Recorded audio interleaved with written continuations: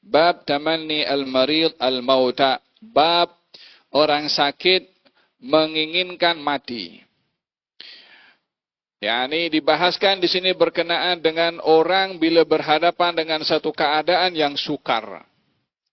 Sehingga kesukaran dalam keadaan itu menyebabkan dia terkadang putus asa dan give up. Sehingga ia lebih baik mati daripada berhadapan dengan situasi itu. Baik keadaan itu sakit yang tak tertahankan. Atau sakit yang berpanjangan. Atau karena usia tua. Dengan segala kesukaran yang dilalui pada usia tersebut. Berjalan salah, duduk salah, baring salah, makan sakit perut, tak makan jadi lapar dan lemah. Atau berhadapan dengan hutang, yang ia mungkin terancam dengan hutang kalau tak bayar mungkin akan terkena musibah, masuk penjara, masuk mahkamah. Apapun juga masalah yang menyebabkan seseorang itu menjadi putus asa. Sehingga mengatakan lebih baik aku mati daripada berhadapan dengan masalah tersebut. Boleh tidak kita meminta mati karena masalah-masalah itu? Dalam hadis ini dinyatakan la yatamannayanna ahadukum al-mauta li dhurrin massahu atau asabahu.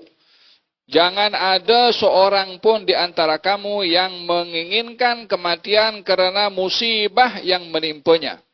Baik itu sakit, hutang, usia tua, sudah give up, ataupun sudah fed up dengan hidup. Sebagian orang sudah fed up dengan hidup, semua sudah dinikmati. Punya kapal terbang sendiri, helikopter sendiri, punya villa sendiri, punya hotel sendiri, punya semuanya sendiri. Tapi juga boring dalam hidup ini. Boleh tidak minta mati? Katanya jangan ada seorang pun daripada kamu yang minta mati. Di dalam Al-Quranul Karim Allah Subhanahu wa taala ada menyebutkan doa para anbiya, termasuk Nabi Yusuf yang berdoa tawaffani musliman wa alhiqni bis salihin. Ya Allah, matikan aku dalam keadaan Islam dan kumpulkan aku bersama dengan orang yang saleh. Adakah Nabi Yusuf minta mati? Yang kedua, Siti Maryam ketika selepas melahirkan putranya Nabi Isa, dan beliau Siti Maryam risau apa yang akan dikata oleh Bani Israel tentang dirinya dan kehormatannya. Yang khawatir dituduh, ahlan wa sahlan. Waalaikumsalam. Kifal khair insyaallah. Yang khawatir dituduh ada hubungan sulit dengan orang lain, macam mana boleh mengandung, boleh melahirkan tapi belum berkahwin. Maka dalam hal ini Siti Maryam mengatakan, ya laitani mittu qabla hadha wa kuntu nasyan mansiyya. Katanya, andailah aku ini mati dan dilupakan, yakni tidak lagi ada orang ingat pasal aku. Adakah Siti Maryam meminta mati? Karena fed up, karena putus asa, karena takut dituduh, karena takut dicaci. Adapun Nabi Yusuf dan nabi-nabi yang lain yang meminta kepada Allah Subhanahu wa taala untuk mati dalam keadaan Islam, bukan meminta mati, tetapi meminta keadaan pada mati.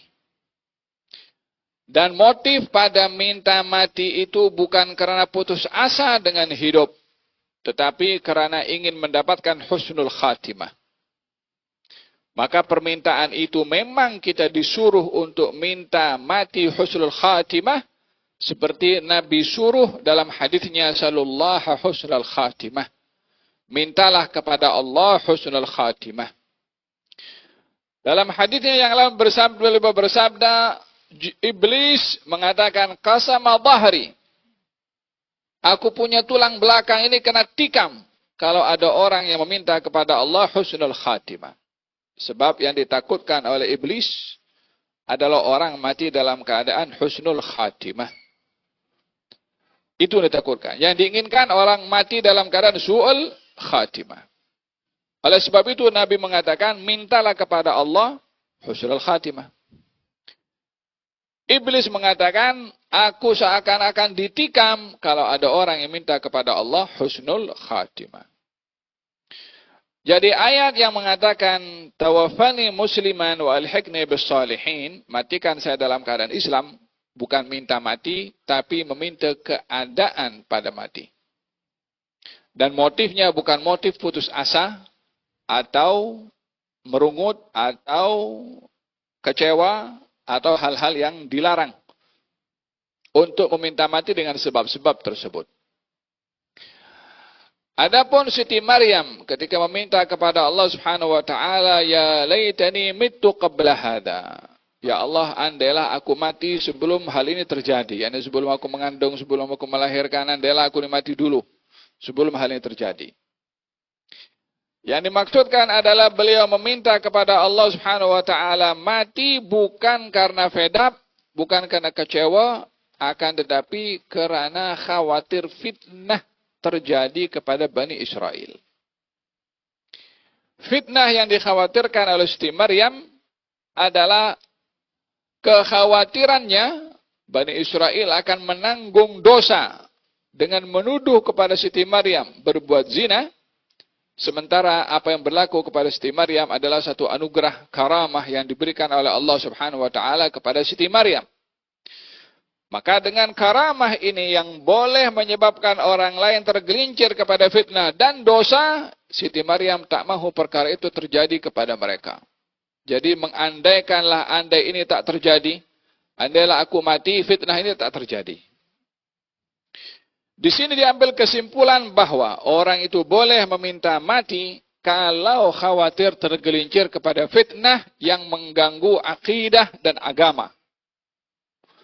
Sesuai dengan sabda Rasulullah sallallahu alaihi wasallam pada doanya, Allahumma inni as'aluka fi'lal khairat wa tarkal munkarat wa hubbal masakin wa idza aradta biqaumin fitnatan faqbitni ghaira maftun. Ya Allah, bila engkau berkehendak berlakunya fitnah, ambil nyawa aku dalam keadaan tak terkena fitnah. Jadi di sini minta mati bukan karena kecewa, tapi karena ingin menyelamatkan agama dan akidah. Bila fitnah terjadi yang mengancam kepada akidah dan agama. Maka di sini ulama memberikan penjelasan bahwa diperbolehkan meminta mati bila khawatir fitnah dan akidah, fitnah mengancam akidah dan iman. Maka di sini diperbolehkan untuk meminta mati kepada Allah Subhanahu wa taala disebabkan oleh karena ingin menjaga akidah dan iman. Adapun jika itu tidak terjadi, atau sebab-sebabnya seperti sakit, usia tua, hutang, dan macam-macam musibah yang berlaku, maka asbab itu semua, musibah itu semua, tidak boleh kita menjadikan sebab untuk meminta mati kepada Allah Subhanahu wa taala, apapun resiko pada semua itu, selagi tidak mengancam akidah dan iman.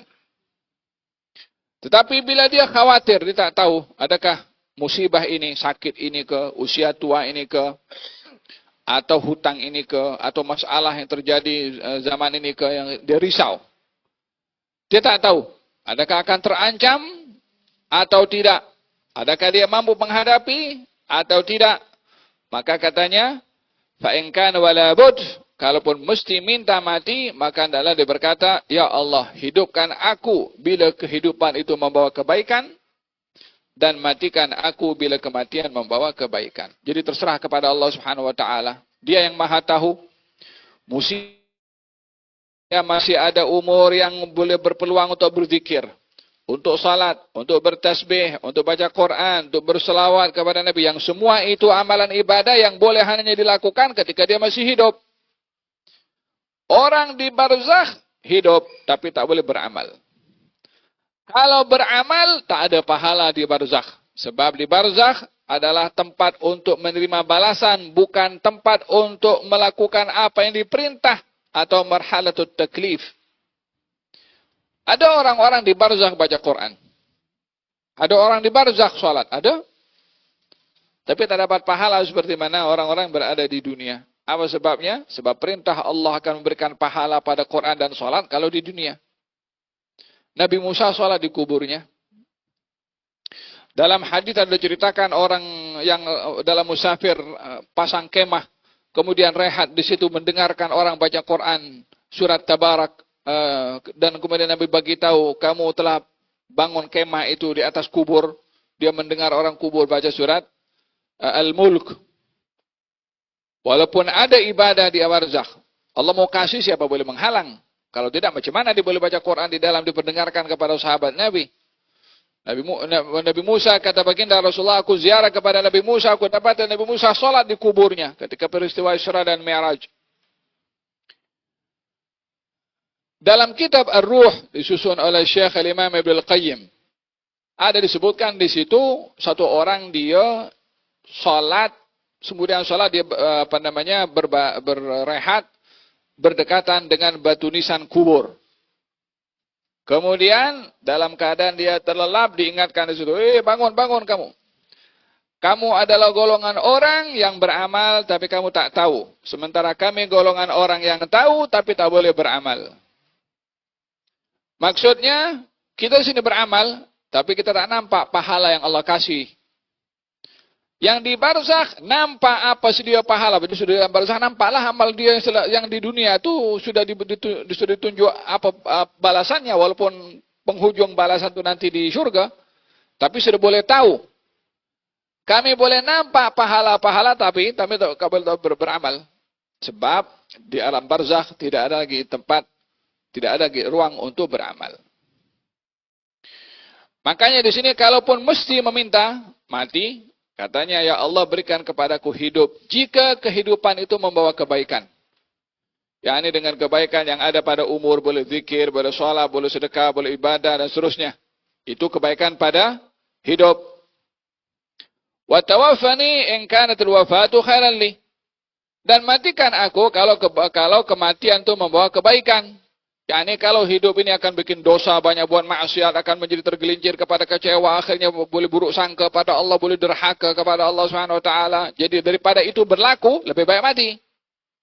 Tapi siapa yang boleh tahu apa yang terbaik untuk dia pada kehidupan itu, kalau ditambah akan semakin membawa kebaikan atau sebaliknya? Yang tahu hanyalah Allah Subhanahu wa taala, maka diserahkan kepada Allah. Allahumma ahyini ma kanatil hayatu khairan li wa tawaffani ma kanatil wafatu khairan li. Hada berkenaan dengan hadis yang pertama. Kalau kita pergi ziarah beberapa orang tua yang mungkin sudah berhadapan dengan usia lanjut, kemudian mungkin macam-macam penyakit sudah, kemudian mungkin kakinya tak boleh bergerak, tak boleh berdiri, mungkin sudah kena diabetes, mungkin kena potong. Kalau kita doakan semoga diberikan sehat walafiat, jangan doakan, kasih doa husnul khatimah dikata. Faham tak? Allahu khalaqakum min dha'fin, thumma ja'ala min ba'di dha'fin quwwah, thumma ja'ala min ba'di quwwatin dha'fan wa syaibah, yakhluqu ma yasha'. Allah menciptakan kamu daripada lemah anak-anak. Kemudian kuat, sehat tubuh badan, remaja, masih muda. Kemudian kembali kepada tua dan kembali kepada lemah dan tua. Lemah dan tua. Yang terakhir itulah lemah dan tua. Ingatan lemah, mata lemah. Dulu mata bagus, sekarang pakai cermin mata. Dahulu rambut hitam, sekarang sudah putih. Dahulu berjalan boleh lari sampai 10 km, 10 meter, dah tua tak boleh pun juga. Pendengaran dulu oke, kemudian sudah pakai alat pendengaran. Paham belum? Dulu berjalan driving bagaimana-mana boleh, dah tua mungkin driving dekat-dekat saja. Walhasil akan kembali lemah. Semuanya lemah, mata, telinga, perut yang dulu boleh makan segala-galanya, sekarang dah tak boleh kena makan bubur. Walhasil hakikat manusia. Bagaimana kita boleh untuk berhadapan dengan situasi-situasi itu dengan bimbingan daripada Allah Subhanahu wa taala untuk kita senang ketika muda seperti mana kita senang di usia tua. Seperti kita senang di usia tua seperti mana senang di usia muda kalau kita berinteraksi dengan ketentuan yang Allah Subhanahu wa taala tentukan kepada kita. Hadis yang berikutnya daripada Khabbab ibnul Arad. Khabbab ibnul Arad sakit. Sehingga ketika sakit diziarahi dan dia mengatakan annahu iktawa sab'a kayyatin. Saya ini sudah berubat dengan kai. Al-kai itu perubatan pakai besi panas. Akhirud dawa al-kai. Ubat terakhir untuk orang itu boleh berubat selain daripada ubat-ubat yang herbal ke atau obat yang modern ke. Terakhir sekali adalah guna kai. Kalau pakai kai tak berfaedah, khalas, sudah tak ada obat lah bagi orang itu. Maknanya hanya tinggal menunggu ajal. Khabbab sakit dan digunakan obat al-kai 7 kali. Tak sembuh-sembuh. Itu kai besi letakkan dalam api panas, kemudian dikenakan kepada biasanya kepada kakinya. Jangan tanya bagaimana, jangan try di rumah lah. Jangan pula coba ini ada ilmunya, bukan sembarangan, bukan nak try, bukan orang yang mengerti caranya. Kalau itu dia yang sehat jadi sakit nanti, jadi berubah. Khabbab ibnul Arad ada salah seorang sahabat Nabi SAW yang beriman kepada Rasulullah pada awal-awal Islam muncul. Dikatakan beliau adalah orang yang ke-20 beriman kepada Rasulullah. Masih di rumahnya Al-Arqam bin Abil Arqam. Khabbab ibnul Arad termasuk orang yang beriman. Khabbab ibnul Arad berasalkan daripada hamba sahaya. Yang ketika beriman, majikannya menghalang dan tidak membenarkan. Diseksa Khabbab ibnul Arad dengan diletakkan batu panas, dibakar, sampai dagingnya itu hilang karena karena panasnya itu api. Sampai tinggal menyentuh dengan tulangnya. Diletakkan di atas padang pasir, dipijak dadanya itu untuk dia kena kepada pasir di Mekah yang sangat panas. Majikannya perempuan bernama Ummu Anmar ambil besi panas, diletakkan di kepalanya Khabbab, dipaksa untuk keluar daripada Islam. Tapi Khabbab ibnul Arad tetap berpegang kepada Islam. Sampailah berita kepada Rasulullah SAW. Nabi berdoa, Allahumma ansur Khabbaban. Ya Allah, tolonglah Khabbab. Waktu berlalu, subhanallah, majikannya, Khabbab Ummu Anmar ini, setelah Khabbab sudah dimerdekakan, sudah lamalah. Subhanallah, itu majikannya sakit kepala yang tak tertahankan, luar biasa sakitnya. Katanya ini ubat kena mesti dikai dengan besi panas. Yang melakukan ubat dengan besi panas, al-kai, dia letak di kepalanya Khabbab untuk menyeksa supaya keluar. Hari ini Khabbab letakkan besi panas untuk kasih sembuh kepada dia. Allahumma ansur Khabbaban, dikabulkan doa Nabi SAW. Kena balah di dunia sebelum di akhirat. Khabbab ibnul Arad seorang yang sabar dalam berpegang kepada al-Islam, walaupun segala jenis dugaan yang dilalui oleh Khabbab. Satu hari beliau ketika sakit diziarahi oleh Qais, seorang tabi'in. Dan kata Khabbab mengatakan, aku sudah berubat dengan al-kai 7 kali.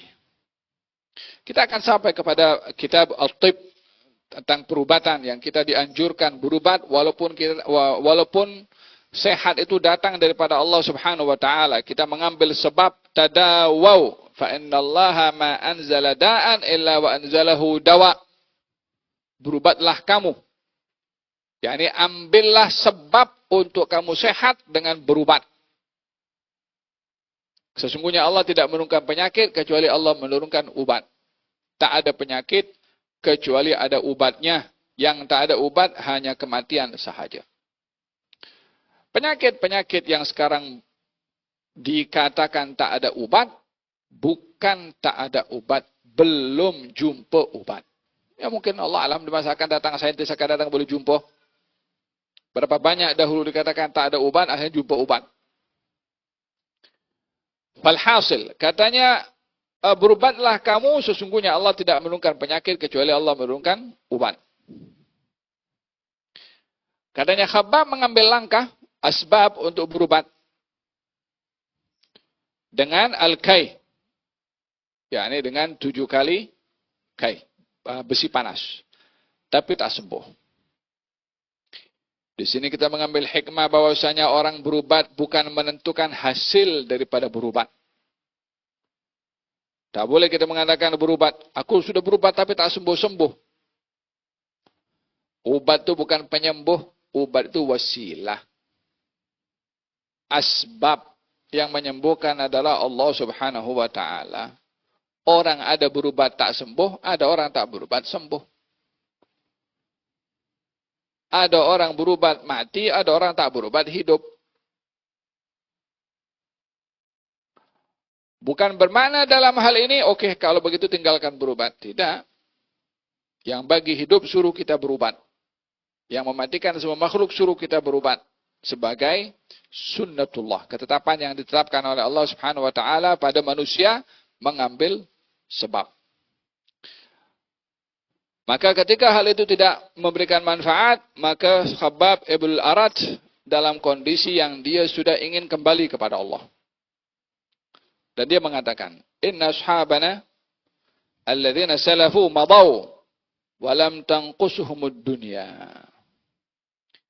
Orang-orang sebelum kami, teman-teman dan sahabat-sahabat Nabi dan sahabat-sahabat kami yang dahulu bersama dengan Rasulullah telah kembali kepada Allah Subhanahu wa taala dalam keadaan mereka itu tidak semudah keadaan yang kami hadapi sekarang ini. Mereka dahulu hidup susah.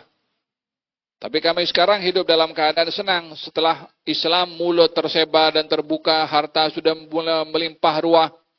Baitul Mal sudah mula banyak simpan duit. Yang di zaman Rasulullah SAW masa itu susah. Katanya sebelum aku, mereka sudah mendahului kami, sudah meninggal dunia dalam keadaan pahala mereka banyak di sisi Allah Subhanahu wa taala dan tidak diganggu atau difitnah dengan keduniaan seperti mana kami hadapi sekarang. Yang mana kami sekarang tak ada tempat kecuali nak bangun, sibuk dengan bangun rumah sahaja. Banyak duit. Makin banyak duit, makin banyak kesibukan nak spend duit. Orang makin banyak duit, makin pikir nak guna apa ya, daripada simpan-simpan, baik kita gunalah. Kalau yang tak punya iman, dia akan guna macam-macam. Untuk hal yang lara, yang mungkar, yang tak ada guna. Katanya, wa inna asabna ma la najidu lahu mawdi'an illa turab. Walaula anna an-nabiy sallallahu alaihi wa alihi wasallam nahana an nad'a bil maut la da'autu bih. Kalau bukan oleh karena Nabi melarang kami meminta mati, maka aku akan minta mati. Maknanya aku punya keadaan sekarang ini sakit. Sudah berobat banyak kali. Terakhir dengan kai bukan hanya sekali, 7 kali. Tak sembuh-sembuh juga. Tak menggambarkan bagaimana situasi orang bila berhadapan dengan satu keadaan yang dia sudah sampai kepada mereka tak tahan.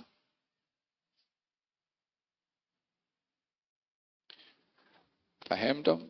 Yang boleh merawat kita punya keadaan waktu itu adalah kita punya iman. Yang boleh untuk menetralkan kita punya emosi waktu itu adalah kita punya iman.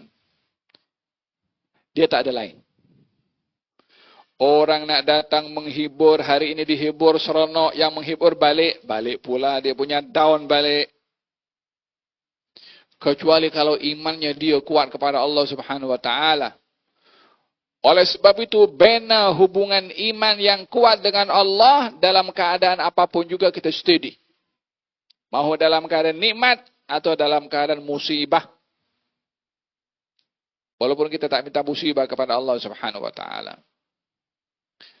Katanya walaula anna Nabiya sallallahu alaihi wasallam nahana an nad'a bil maut la da'autu bih. Kalau bukan oleh karena Nabi melarang kami, so alasannya Khabbab bin Arad itu tak minta mati, walaupun dalam kondisi dia dah semuanya dia buat dalam perubatan, sudah semua dibuat. Tak sembuh-sembuh juga. Tapi dia tak mengatakan dengan nada kecewa, putus asa, atau buruk sangka pada Allah Subhanahu wa taala. Katanya kalau bukan oleh karena Nabi melarang kami minta mati, kami akan minta mati. Maksudnya apa? Kami tetap akan bertahan dengan dugaan yang sangat berat, yang sangat berat untuk mematuhi apa yang disuruh oleh Nabi. Jangan minta mati karena musibah. Jadi apa kita punya obat untuk berhadapan dengan situasi yang sukar? Adalah iman kepada Allah dan juga kepada Rasulnya. Taat kepada Allah dan juga kepada Rasulnya. Untuk taat kepada Allah dan Rasul bukan terus macam nak balik pisang goreng. Kena bangun daripada sekarang. Masa sehat ni kena baik hubungan dengan Allah Subhanahu wa taala. Berinteraksi dengan Allah Subhanahu wa taala dalam keadaan senang supaya Allah akan menunjukkan sikapnya kepada kita bila kita berada dalam keadaan susah. Faham tu? Walihada orang yang susah itu kata dalam hadis qudsi Allah Subhanahu wa taala berfirman, "Abdi maridtu wa lam tazurni." Wahai hambaku, aku sakit. Kenapa engkau tak ziarah pada aku? Kata hamba, ya Rabbi, macam mana engkau sakit, engkau Tuhan? Katanya, tidak tahukah kamu kalau kamu hamba-hambaku si fulan tu sakit, kalau kamu ziarah kepada dia, engkau akan dapati aku pada dia. Yani Allah akan berada pada orang yang sakit. Siapa yang akan merasakan kebersamaan dengan Allah saat sakit? Kalau bukan kalau bukan kepada orang yang menghayati iman dan percaya kepada hadis tadi, kalau Allah bersama dengan dia. Hanya kita punya iman yang boleh untuk menetralkan, untuk menyeimbangkan, untuk merawat kita punya keadaan dalam situasi-situasi yang sukar. Faham dong? Katanya kalau dibuka kepada orang yang sakit, apa yang disediakan oleh Allah kepadanya,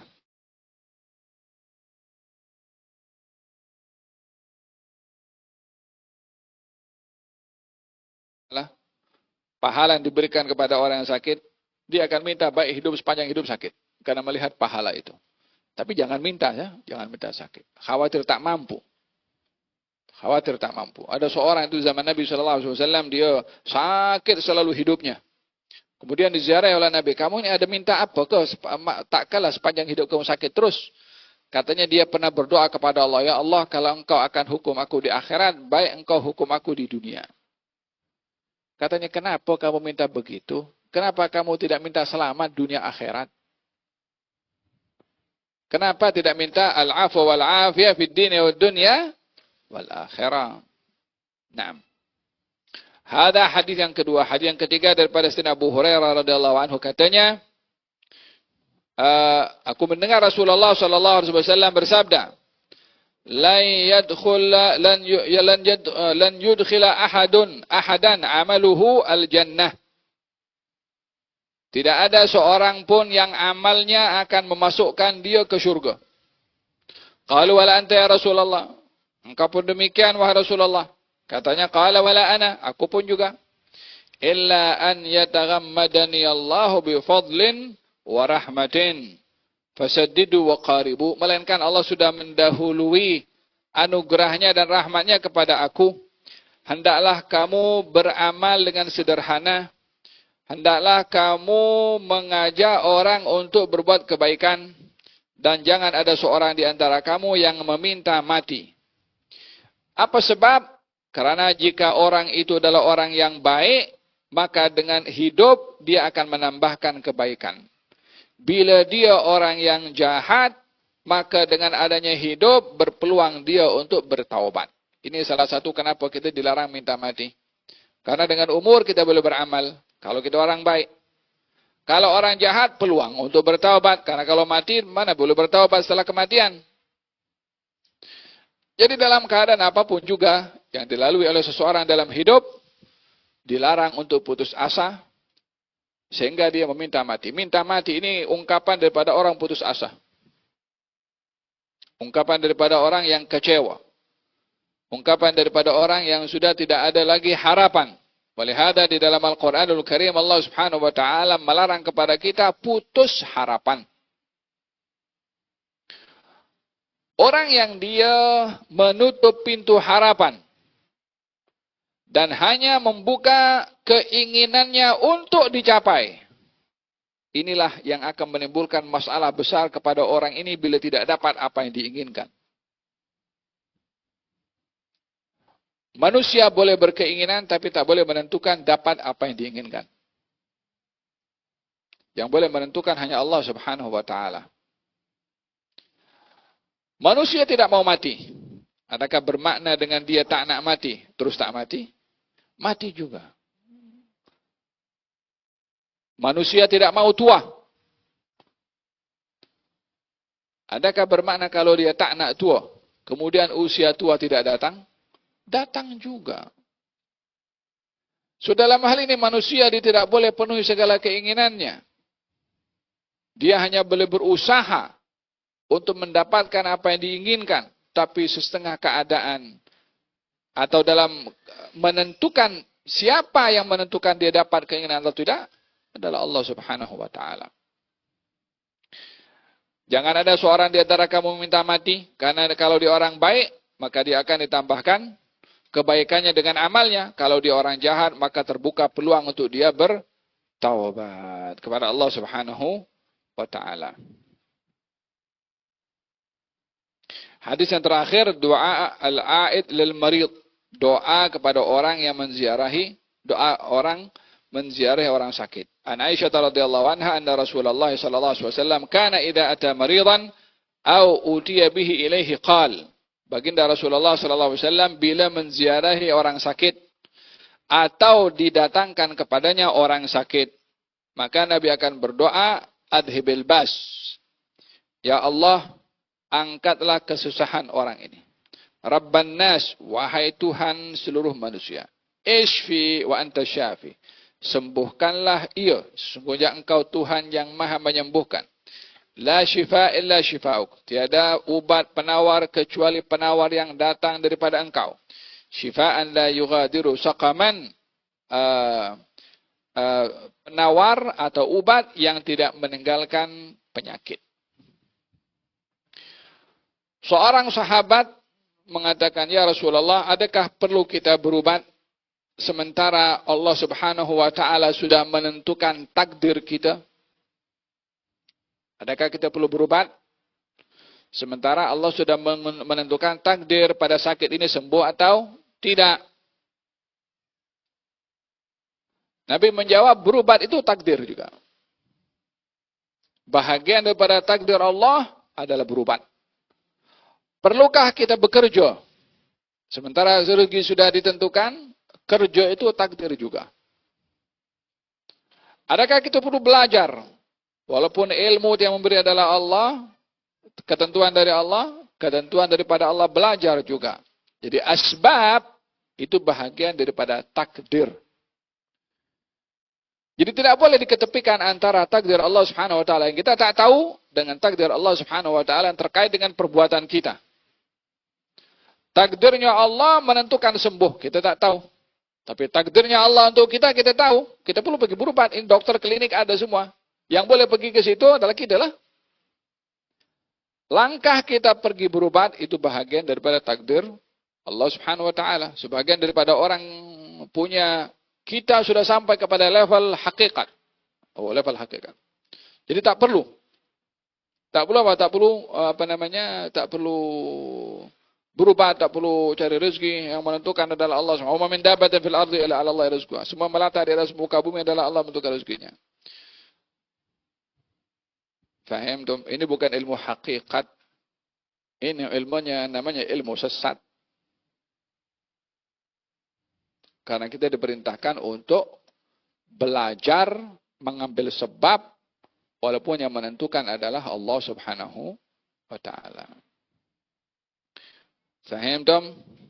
Kecuali golongan orang-orang yang namanya al-mujarradin. Golongan orang-orang yang level imannya seperti para anbiya dan para siddiqin.